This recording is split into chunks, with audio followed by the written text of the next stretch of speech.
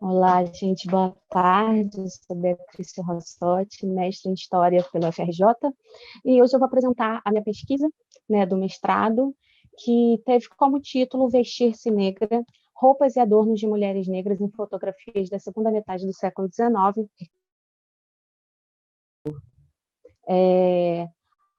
Pode passar? Isso, obrigada.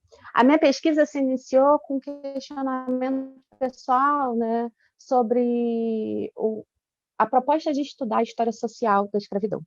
E aí eu começo a pegar o quantitativo de pessoas negras, né, trazidas para o Brasil. O Brasil é o país que mais recebeu escravizados no mundo, né?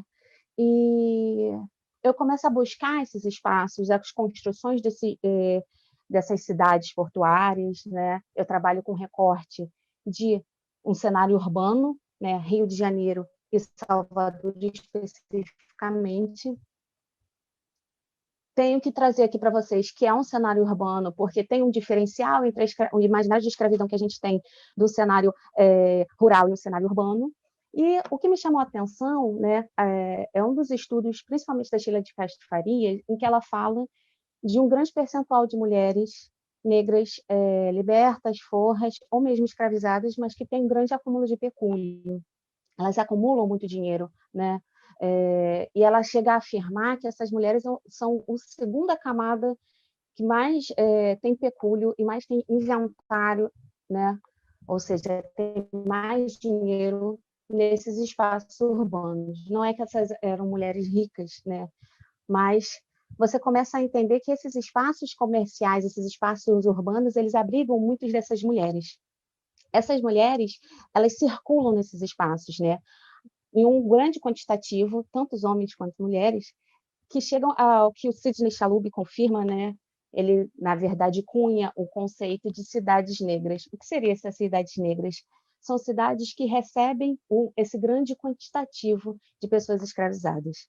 E aí, no parâmetro entre homem e mulher, o que me chamou a atenção eram onde estavam essas mulheres, onde estavam essas mulheres que recebiam, comercializavam, que tinham testamento, que tinham inventário, que apareciam em registros policiais, né? E eu comecei a entender. Pode passar para mim o slide? Comecei a entender a dificuldade de estudar essas mulheres, especificamente no que a Grada Quilomba, né, e a Audre Lorde chamam, que é o conceito da outra, a outra da outra. Simone de Beauvoir, quando fala que a mulher ela é a outra a outra, né, no caso, ela pensa um modelo masculino que é entendido no campo da historiografia. Quem é esse sujeito histórico? É um sujeito masculino, branco, eurocêntrico, né? E quando ela começa a entender a mulher como a outra, ela começa também a tratar do feminino, mas um feminino que acaba lidando inicialmente com o modelo embranquecido. Quando a Lorde, né, a Audre Lorde e a Grada Quilomba falam que essas mulheres negras elas são conceitos do outro da outra, ela também está trazendo essa ideia, né, que associa muito ao que a Patrícia Hill Collins fala, que essas mulheres elas precisam forjar alguns parâmetros sociais, elas precisam forjar identidades para vivenciarem essas sociedades abastadas, majoritariamente embranquecidas, né? E aí eu fui procurar essas sujeitas históricas nas minhas fontes, né? Na verdade, eu fiz um corpus documental de 104 fotografias, todas com recorte temporal da segunda metade do século XIX, que é quando o Brasil é inundado, né, pela fotografia. Rio de Janeiro e Salvador, porque além de ter esse recorte de cidades negras, que tem um grande quantitativo, né, de pessoas negras no seu montante populacional, eles também são os portos que mais recebem escravizados. Fui para o acervo, né, da Brasiliana Fotográfica, Instituto Moreira Salles e a Hemeroteca da Biblioteca Nacional, articulei esses levantamentos com alguns livros, como o do Ermakov, né, que é um livro bastante famoso, que é o Negro na Fotografia Brasileira do século XIX, e um livro também do Boris Kozoy e da Maria Luísa Tussi, que é o Olhar Europeu, o Negro na Iconografia Brasileira do século XIX. E aí eu fiz um montante com 10 fotógrafos, né? E aí tem alguns, como eu botei aqui no slide, né? O Albert Henschel, o Cristiano Júnior, o Herbert Klamb, vários desses fotógrafos com um recorte a partir também de palavras-chave. Palavras como mulheres escravizadas, né? Como, na verdade, botei mulheres escravas, né? Que é o conceito do período. Eu uso escravizadas hoje, mas botei escravas, mulheres negras, baianas, tipos negros, tipos humanos. E aí eu fui fazendo esse montante das 104 fotografias. Você passa para mim, por favor? Pensando nesse corpus documental já formulado, eu uso a metodologia da Ana Maria Mauad, que ela já foi até citada aqui ontem, né, por outras pesquisas de fotografia. E qual é a proposta dela? Você tem que fazer uma ficha, né, analítica individualizada, que é o quê? É uma ficha que ela traz elementos de conteúdo e de expressão, desde a fotografia de dia, a fotografia de noite, o que eu posso ver na fotografia, quem está na fotografia, aonde ela é, quem é o fotógrafo, são coisas para você direcionar o seu olhar dentro da análise daquele corpus documental. Eu fiz uma adaptação, um exemplo que eu usei da categoria dia e noite, porque todas as minhas fotografias, né, do corpus documental que eu formulei, elas são do dia, por conta do período. E aí eu separei inicialmente entre todas tiradas dentro dos estúdios fotográficos e externas fora. E aí, dentro dessa divisão, eu comecei a pensar paisagem e retrato. E aí, a paisagem são só externas, e dentro dessas paisagens, monumentos, né, arquitetônicos, trabalho, são os dois conceitos principais que aparecem, os temas principais. E dentro do retrato, como é que eu fiz o recorte? O retrato, ele tem tanto na categoria interna quanto na categoria externa. Porque o retrato ele é formulado conforme a pose, que é um levante muito, que é uma característica muito importante do século XIX, que é a pose da mise-en-scène. E dentro desses retratos são os tipos humanos. E aí, para pensar a fotografia, né, dentro dessas divisões, eu fiz duas categorias que eu dividi entre sobriedade e opulência. E foi aí que eu comecei a conseguir perguntar para as minhas fotografias, né, o que elas tinham para me dizer por meio dessas roupas. Passa para mim, por favor. Essa é uma das fotografias que eu trago. Ela é uma fotografia externa, como vocês podem ver, e é uma venda de papagaio, né? Por que eu precisei trazer essa fotografia externa? Porque as pesquisas que eu comecei a ler sobre era a ideia de que essas fotografias de tipos humanos que eram registradas nos estúdios fotográficos, elas ou registravam o exótico do feminino negro, ou elas tinham a intencionalidade de pensar tipos humanos, que é uma categoria da época, né? Que você começa a entender quais são as diferenças humanas, né? E aí você faz determinados tipos. Pensando naquela ideia que eu já apresentei do outro, né? Da Simone de Beauvoir, o outro, além de ser o feminino, além de ser o feminino negro, é também todo aquele todos os povos que não são encaixados enquanto europeus, né? Passa para mim a segunda foto. E essa foto, por exemplo, é uma foto externa em que ela diz bastante para a gente, né, sobre a questão de trabalho, a questão de pose, a questão de um posicionamento, né? E ela, para mim, foi bastante marcante a ponto de colocar aqui, porque ela casou com a hipótese que eu estou tentando construir ao longo da minha pesquisa, que é o quê? A ideia de quem pesquisa cultura visual, aí eu estou falando de Ana Maria Mauad, eu estou falando de Ulpiano Menezes e alguns outros teóricos, é de que você tem agenciamento, né, ou seja, ação, pelos personagens que constroem a fotografia. Ou seja, todo mundo que está naquela mise-en-scène, fotógrafo, fotografado, ele tem um agenciamento, ele tem uma intencionalidade naquela foto.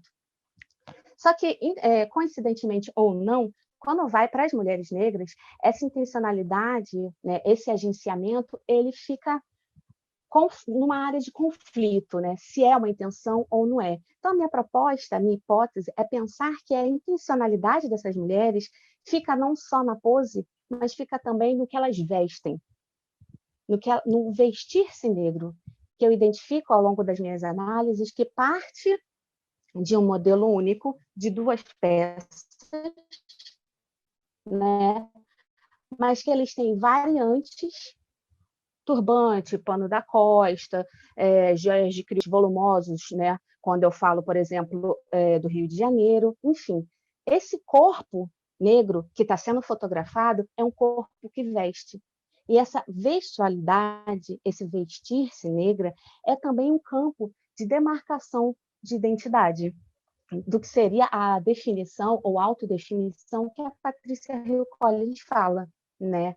Você passa para mim de novo? Essa foto eu trago, né?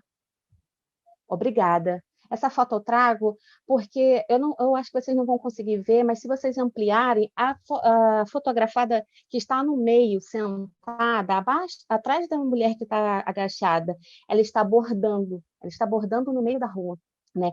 E a partir dessa fotografia, a gente começa a pensar quem são essas mulheres, quem produz essas roupas, já que são padrões afastados, né, do vestir-se feminino branco, e onde elas compram, quem produz, né, que são coisas que ficaram abertas na minha pesquisa.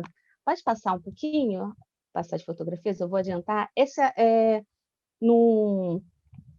no mercado da Bahia, né? É bastante interessante essa fotografia, porque ela traz uma ação de trabalho e aí mostra uma intencionalidade do vestir, porque no campo que você está trabalhando, um lugar lameado, em que você precisa de agilidade, em que você precisa estar ali atenta a esse trabalho, o seu vestido ele pode diferenciar conforme o seu ato, né? Por exemplo, se a gente amplia essa foto, eu fiz esse trabalho de ampliar e analisar uma fotografada por vez, algumas delas estão com as saias levantadas, né? Ou seja, você precisa estar com essa saia erguida ou às vezes dobrada na cintura, né? Porque é uma ação de como você está ali comercializando e você não vai ficar com as 2 mãos segurando a saia, né? Então você dobra a saia e aí você já muda o padrão do uso do corpo, né? Passa para mim mais um pouquinho. Sim. E essas são 2 fotografias que eu trouxe já em estúdio para pensar essa questão da ocupação e desse corpo feminino, né? Desse corpo que veste, construindo esses novos parâmetros. Essa fotografada sentada, eu acho que aparece para vocês à esquerda, né? Que ela está com a saia levantada. Intencionalmente, ela mostra o seu sapato. No campo do cenário de escravidão, mostrar o sapato é mostrar uma condição de não escravizada. Então, essa mulher, ou essa construção da mise-en-scène, está mostrando um reflexo desse tipo humano de uma não escravizada. E aí, se você tem um código visual para olhar essa fotografia e perceber esse sapato, você já condiciona a uma mulher não escrava. Então, a construção desse olhar, e olha que interessante esse jogo dessas fotografias, a proposta é vender as imagens desses tipos humanos para quem vai para a Europa ou vai circular em vários espaços da sociedade brasileira, né? Mas esses espaços que circulam para receber essas fotografias, eles precisam necessariamente ter. Quando a gente olha uma foto e que tem padrões de riqueza, seja em rede social, enfim, qualquer coisa que seja, você já identifica, né? Eu falo brincando, se você tá você vê uma fotografia nas Maldivas, você vê que a pessoa tem um condicionamento financeiro. Então, por quê? Porque você tem um código visual para pensar aquela imagem fotográfica enriquecida ou empobrecida ou outros parâmetros. Então, quando você olha a fotografia, ou seja, você olha essa escolha dessa roupa, você vê que essa mulher é uma mulher não escravizada, né? Pelo menos nesse momento no mise-en-scène. Você pode passar para mim, por favor? E aí, eu vou... Passa para mim também, eu vou adiantar um pouquinho por conta do tempo, né? Essas são mulheres que elas têm padrões que a gente associa, né, uma análise às mulheres principalmente baianas, né? Essa ideia do badulaque, essa ideia das joias de crioulas, que é um destaque de um padrão do vestir-se para a Bahia, né? Essa ideia das joias de opulência, de tecidos mais elaborados, né? E pode passar para mim também?